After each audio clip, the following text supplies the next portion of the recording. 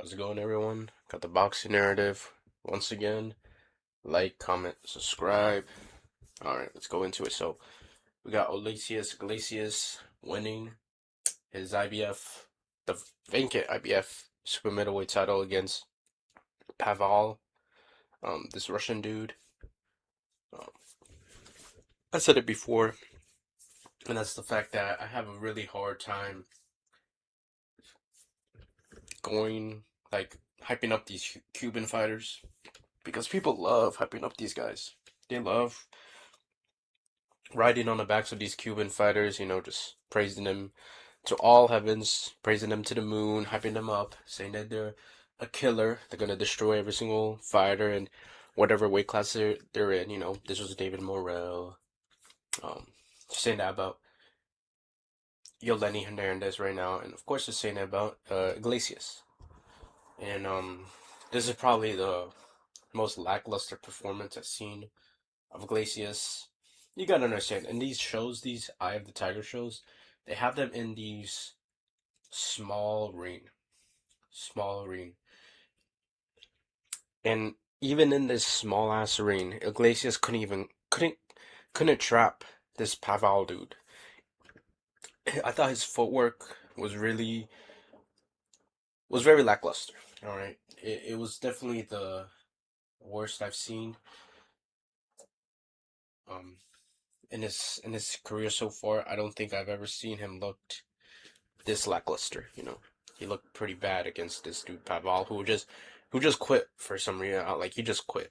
He just flat out quit. Didn't come out in the ninth round, I think. And he was getting hit with some clean shots short, but this guy wasn't getting beat up. This wasn't some like beating he was taking throughout every round. Like no, like it was just yeah, he was down. He was down throughout the whole fight, but he just straight up quit. It's kind of sad to see, man. Whoops. I accidentally clicked something there, but yeah, it wasn't the best performance or anything. I thought he looked lackluster. His footwork, in the inside too, like his punches in the inside don't look great. He can't really tighten up or like shorten up his punches. Uh, with his like long range shots, like yeah, they're good, but in the inside, maybe even mid range, like this guy isn't even. This guy, he's not all that. Like to me, I don't seem like all that. You know, I guess I guess because he wasn't getting him behind the head, I guess that's why he didn't get like a KO of the year type of knockout.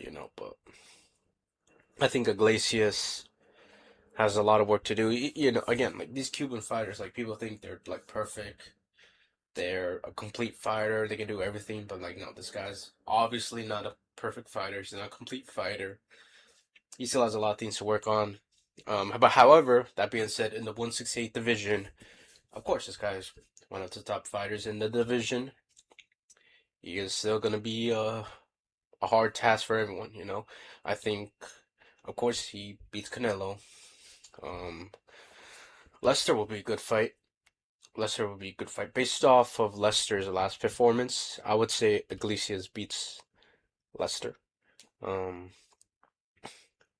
Shiraz might be difficult because just the way Iglesias wasn't able to pin this dude, this Russian dude.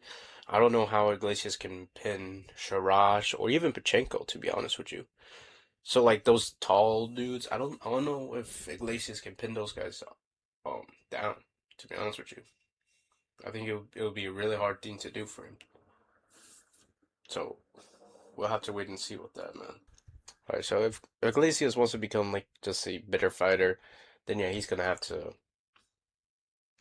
fix up on this stuff, especially on the inside and such. A fighter, these pressure fighters are like Bungia. Low-key could have a shot. I think Bungia will get knocked out, but he will have some success. Well, actually, I don't know about Munguia because Edward Reynoso's low-key making him into a lesser fighter, in my opinion. Maybe like a Resendiz. A Resendiz. I don't know who else is like that type of fighter. And Billy. Oh, man. Give me a Billy right now. I think a Billy would break down Iglesias. Is that unpopular opinion? It might happen. I think it might. I think Billy would win that fight. Um, but hey, Iglesias and Billy are both with Eye of the Tiger. If Eye of the Tiger wanted to put up a big fight in Canada, make that fight unification fight right then and there, right then and there, man. That's a fight I want to see. I don't want to see no Canelo, man. I don't want to see no Canelo. Uh, so please, just give us that fight. I think that's a really good fight. Um, as for the rest of the card, I cared about the main event and then the co-main, which was with Arthur Barnarsinov. I still can't say his last name, but Arthur was in a really good fight, but also a fight which told us a lot about him because he was able to drop his opponent twice in the, I think it was the third round, but in the same round, he got wobbled twice.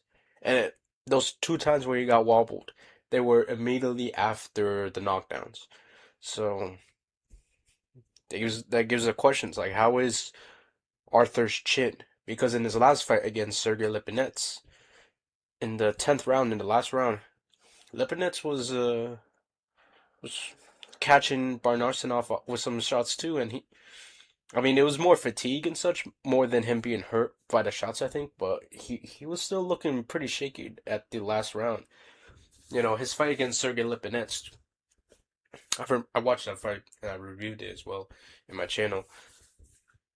That really disappointed me because I was having some high hopes with Arthur, and then he looked pretty disappointing against Sergey Lipinets, who's a faded fighter. You know, a faded old wash fighter. You know.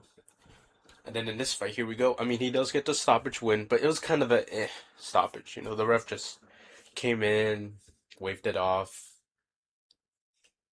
It wasn't like Arthur was in the middle of some fake combination or whatever. The ref just kind of just slipped in and went like, oh, that's it. And I don't know. It wasn't an exciting stoppage win. He did drop him. I think it was like 3 times.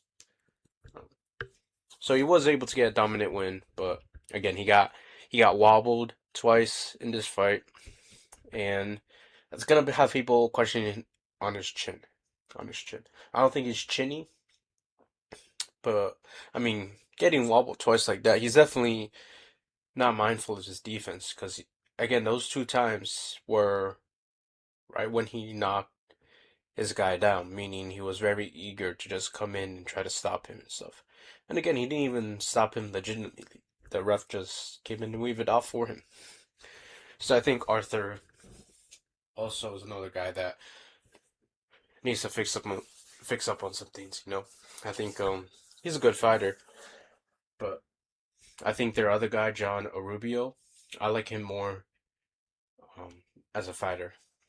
I think if you give John Arubio more fights, give him more experience and such, I think he would be able to stop Arthur Banarsanov. I like John Rubio a lot more as a fighter. For Eye of the Tiger, I 140.